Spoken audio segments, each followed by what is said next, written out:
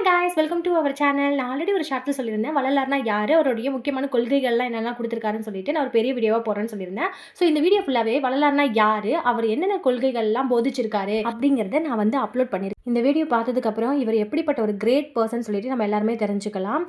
இதே மாதிரி நிறைய வீடியோஸ் நான் அப்லோட் பண்ணிட்டே இருப்பேன். மறக்காமல் சப்ஸ்கிரைப் பண்ணிவிட்டு என்னோடய வீடியோவுக்கு சப்போர்ட் பண்ணுங்கள் காய்ஸ். ஓகே, இப்போ வீடியோக்குள்ளே போயிடலாம். வள்ளலார்னா ஃபஸ்ட்டு யாருன்னு சொல்லி பார்க்கலாம். இவங்க வடலூருக்கு பக்கத்தில் இருக்கிற மருதூரில் தாங்க பிறந்தாங்க. இவங்களோட உண்மையான பேர் என்னன்னு பார்த்தீங்கன்னா ராமலிங்கம் தான். இவருக்கு தமிழ்னா அவ்வளோ பிடிக்குங்க. சமஸ்கிருதத்தை விட தமிழில் தான் வந்து எந்த ஒரு விஷயத்தையாவது இவருக்கு வந்து ஈஸியாக சொல்லிட முடியும், இல்லை எழுத முடியும்னு சொல்லிட்டு இவருக்கு தமிழ் மேலே அதிக அளவு ஆர்வம் இருந்துச்சு. இவருக்கு வந்து 9 வயசு இருக்கும்போதே அதிக அளவு வந்து பேச்சாற்றலும் ரொம்ப வந்து அறிவாற்றலும் வந்து பெற்றிருந்தார். மக்கள்லாம் வந்து எதுக்கு இவ்வளோ துன்பத்தில் இருக்காங்க, திருடுறது, பொய் சொல்கிறது, களவாடுறது, இந்த மாதிரி ஏன் வந்து ஈடுபடுறாங்க அப்படின்னு சொல்லிட்டு இது எல்லாத்தையும் நம்ம சீர்திருத்தணும் அப்படின்னு சொல்லிட்டு இவர் என்ன பண்ணுறாருன்னா ஒரு சீர்திருத்தவாதியாக வந்து வராரு. எல்லாருக்கும் போதனைகள்லாம் வழங்கிட்டு இருக்காரு. வந்து நம்ம போதனையெல்லாம் கொடுக்கணும் அப்படின்னு சொல்லிட்டு தான் வந்து 1972 அதை வந்து இந்த சத்தியஞான சபைன்னு சொல்லிட்டு வடலூரில் வந்து ஒரு சங்கத்தை வந்து இவர் அமைக்கிறாரு. அமைச்சு அதுக்கான நிறைய வந்து சிஷியர்கள்லாம் கூட்டு வச்சுட்டு நிறைய வந்து சீர்திருத்தங்கள்லாம் பண்ணிட்டு இருக்காரு. மக்கள்னால் வந்து எப்படி இருக்கணும், ஒரு இன்பமான ஒரு வாழ்க்கையை அடையிறதுக்கு என்னென்னலாம் வழிகள்லாம் இருக்குது, ஸோ எப்படி வந்து ஒரு கடவுளை வந்து நம்ம அடையணும் அப்படின்னு சொல்லிட்டு நிறைய சீர்திருத்தங்கள்லாம் வந்து இவர் போதிச்சுக்கிட்டு இருந்தார். யாருக்காச்சும் அட்வைஸ் பண்ணால் நம்ம என்ன பண்ணுவோம், கேட்கவே மாட்டோம். ஆனால் இவர் வந்து சொல்கிற அவ்வளோ விஷயமும் அவ்வளோ ஒரு ஈர்ப்பாக இருக்குமா. எவ்வளோ நேரம் இவர் பேசினாலும் உட்காந்து அப்படி ரசித்து பார்த்துட்ருப்பாங்களாம். அந்த அளவுக்கு வந்து இவருடைய போதனைகளும் கொள்கைகளும் இருக்குமா. அவ்வளோ அழகாக பண்பாக அமைதியாக வந்து எல்லாருக்கும் போதனைகளை இவர் வழங்கிட்டு இருந்தார். இதில் வந்து ஃபஸ்ட்டு நான் என்ன முக்கியமான போதனையில் ஃபஸ்ட்டு என்ன சொல்கிறேன் அப்படின்னா ஜீவகாருண்யம். வாடிய பயிரை கண்டபோதெல்லாம் வாடினேன் அப்படின்ற ஒரு டைலாக்கை கேட்டாலே நமக்கு தெரியும் இது வந்து வள்ளலாருடைய ஒரு முக்கியமான ஒரு வார்த்தை அப்படின்னு சொல்லிட்டு. இந்த உலகத்தில் இருக்கிற எல்லா உயிரினத்துக்கும் எல்லாமே வந்து சொந்தம்தான். ஸோ இங்கே இருக்கக்கூடிய எல்லாருக்கிட்டேயும் வந்து அன்பு செலுத்தணும் அப்படின்றது தான் வந்து இந்த காருண்யம் என்ற கொள்கையில் வந்து சொல்லியிருந்தார் அவர். ஒரு சின்ன பயிர் வாடி இருந்தாலே அவரால் வந்து தாங்க முடியாது. அந்த அளவுக்கு வந்து ஒரு அன்பான ஒரு இலகிய ஒரு மனம் கொண்டவர் தான் அவர். வள்ளலார் எந்த அளவுக்கு வந்து கருணை உள்ளத்தோடு இருந்திருக்காரு அப்படின்னு பார்த்தீங்கன்னா, ஒரு மன்னர் என்ன பண்ணியிருக்காரு, வள்ளலாரை பார்க்கறதுக்காக ஒரு 3 மணி நேரம் ட்ராவல் பண்ணி மாட்டு வண்டியில் வந்திருக்காங்க.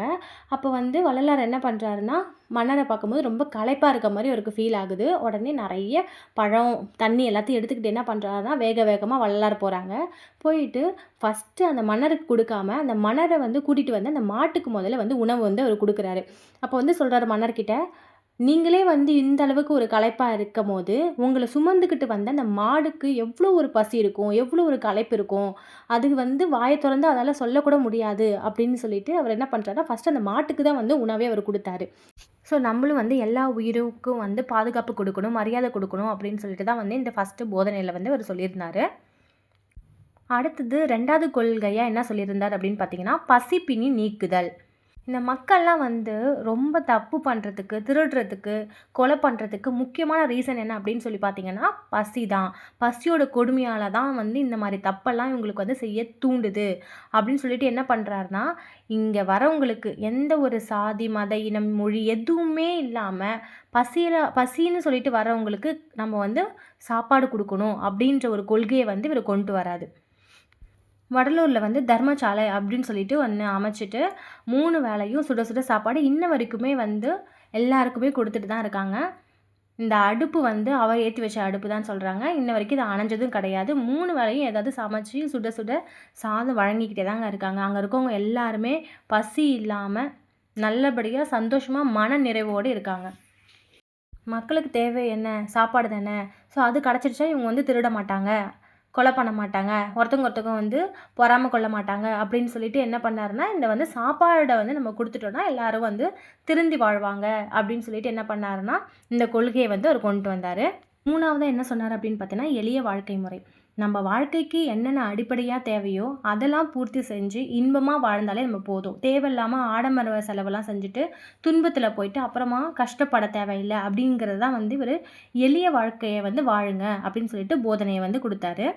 முக்கியமாக எளிய வாழ்க்கையை பொறுத்த வரைக்கும் பொய் சொல்லாமல், திருடாமல், மற்றவங்க பொருளுக்கு ஆசைப்படாமல், மற்றவங்கள பார்த்து பொறாமப்படாமல், வஞ்சனை இல்லாமல் சினம் இல்லாமல் நம்ம வந்து இருக்கணும் அப்படின்னு சொல்கிறது தான் வந்து இவர் தெளிவாக சொல்லியிருந்தார். நல்ல நீதி நெறியும் நல்ல ஒரு நன்னெறியோட நம்ம வந்து வாழ்க்கையை அன்பு செலுத்திக்கிட்டு பிற உயிர்களையும் வந்து ரொம்ப மதித்து அன்பு செலுத்தணும் அப்படின்றது தான் வந்து இந்த கொள்கையில் வந்து இவர் ஸ்ட்ராங்காக வந்து போதிச்சிட்டு இருந்தார்.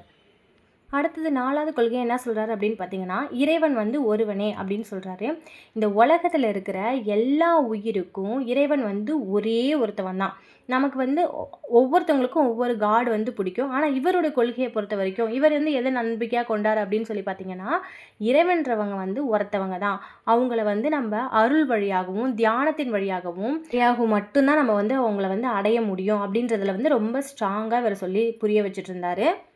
இவரை பொறுத்த வரைக்கும் மற்றவங்க கிட்ட அன்பு செலுத்துறதுலையும் பசிச்சவங்களுக்கெல்லாம் வந்து மனநிறைவோட சாப்பாடு கொடுக்கறதையும் தான் வந்து பெரிய அது மூலயமா தான் நம்ம வந்து இறைவனை வந்து பார்க்க முடியும் அப்படின்றத வந்து இவர் போதிச்சுட்டு இருந்தாங்க. அடுத்தது பார்த்திங்கன்னா புலால் மறுத்தல். கண்டிப்பாக இந்த கோயிலுக்கு வரவங்க வந்து புலால் வந்து சாப்பிட்டுட்டு வரவே மாட்டாங்க. இவர் வந்து இந்த கொள்கையை ரொம்ப ரொம்ப ஸ்ட்ராங்காகவே சொல்லிட்டு போயிருந்தார். ஏன்னா இன்னொரு உயிரை வந்து கொன்று அதை நம்ம புசிக்கிறத வந்து இவருக்கு கொஞ்சம் கூட விருப்பமே கிடையாது. இந்த சிறு தெய்வ வழிபாட்டுக்காக என்ன பண்ணுவாங்கன்னா, ஆடை வந்து பலி கொடுக்குறேன், கோழி பலி கொடுக்குறேன் அப்படின்னு சொல்லிட்டு பலி கொடுக்குற வழக்கத்தெல்லாம் வந்து இவர் பின்பற்றவே வந்து கூடாது அப்படின்னு சொன்னார். இந்த மாதிரி மூட நம்பிக்கைகள்லாம் இவருக்கு வந்து கொஞ்சம் கூட பிடிக்காது. இவரும் வந்து ஒரு சித்தர் போல தான். எல்லா மூலிகைகளும் அதுக்கான மருத்துவ குணங்கள் எல்லாமே இவருக்கு தெரியும். ஆனாலும் நிறைய சித்து விளையாட்டுக்களும் இவருக்கு தெரியும். ஆனால் அதெல்லாம் வந்து இவர் பயன்படுத்தணும்னு ஆசைப்படலை. இவர் முழுக்க முழுக்க இறைவனை எப்படி வந்து தியானம் மூலயமா போய் அடையணும் அப்படின்றத தான் வந்து இவர் பயிற்சி பெற்றுக்கிட்டே இருந்தார். யோகாசனம் செய்கிறது, தியானம் செய்கிறது, இதில் தான் வந்து அதிக அளவு வந்து கான்சன்ட்ரேஷன் பண்ணிகிட்டு இருந்தார். இவர் அடிக்கடி சொல்கிற ஒரே வார்த்தை ஒழுக்கம், அமைதி, தியானம் இது மூலயமா வந்து நம்ம இறைவனை வந்து போய் சேரலாம் அப்படின்றத வந்து அடிக்கடி சொல்லிகிட்டு இருந்தாங்க. கடைசியாக ஒரு ரூமில் போயிட்டு கதவெல்லாம் அடைச்சிட்டு சீடர்கள்கிட்ட சொல்லிட்டு தான் போயிருக்காரு, திறக்காதீங்க, ஒரு வேளை திறந்து பார்த்தாலும் நான் இருக்க மாட்டேன், இறைவன்கிட்ட போய் நான் சேர்ந்துருப்பேன் அப்படின்னு சொல்லிட்டு மறைகிறாரு. அதே போல திறந்து பார்க்குறாங்க, அங்கே அவர் இல்லவும் இல்லை. இனிமேல் இப்படி ஒரு பர்சனை வந்து நம்ம பார்க்க போகிறதும் கிடையாது நம்ம வாழ்க்கையில். ஸோ அவர் சொன்ன கொள்கைகளையாவது நம்ம ஃபாலோ பண்ணி நம்மளும் நம்மளோட லைஃப்பில் ஹாப்பியாக இருப்போம், மற்றவங்களுக்கும் உதவி செய்வோம். ஓகே காய்ஸ், எனக்கு தெரிஞ்ச வரைக்கும் இன்ஃபர்மேஷன் உங்களுக்கு நான் கொடுத்துருக்கேன்னு நம்புகிறேன். கண்டிப்பாக இந்த வீடியோ உங்களுக்கு பிடிச்சிருக்கும். மறக்காமல் என்னோடய சேனலை சப்ஸ்கிரைப் பண்ணி வச்சுக்கோங்க. இன்னும் நிறைய வீடியோஸ் நான் அப்லோட் பண்ணிக்கிட்டே இருக்கேன். சப்போர்ட் பண்ணுங்கள் காய்ஸ்.